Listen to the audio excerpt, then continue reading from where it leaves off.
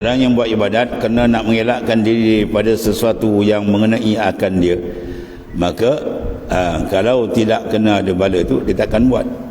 Bermakna kalau tak ada neraka, dia tak buat ibadat ke Tuhan. Dia takkan sembah Tuhan.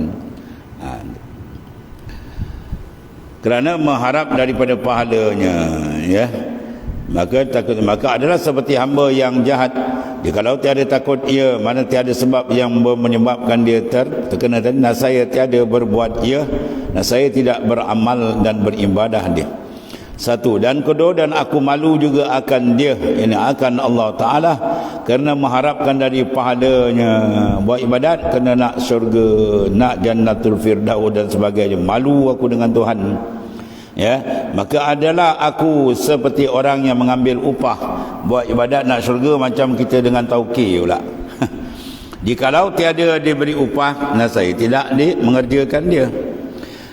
Dan tetapi menyembah aku akan dia kerana kasih baginya. Itu sebenarnya kita menyembah Tuhan kerana rindu dengan Allah, kasih dengan Tuhan, mahabbah dengan Tuhan, ya, kasih sayang, rindu, ya, ada syauk dengan Ta'ala. Itu yang betulnya ibadat kerana kasih, bukan ibadat kerana manfaat nafsu gitu. Nak lari daripada azab, nak dapat nikmat, tu nafsu gitu. Habis tak betul ke? Betul, tapi peringkat bawah, jauh lagi gitu.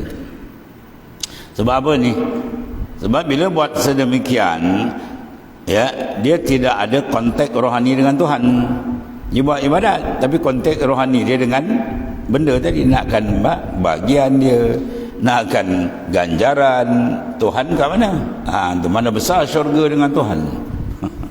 Syurga tu makhluk Tuhan, cari Tuhan dia. Dah dapat Tuhan dia, semua dia dapatkan, ya. Dapat Allah Ta'ala, man wajadallah wajada kulla syai'. Siapa dapat Allah Ta'ala, dia dapat segala-galanya. Itu maksud dia apa? Kejernihan tauhid khas. Orang duduk dalam makam tauhid khas, dia mentauhid mana mengesa.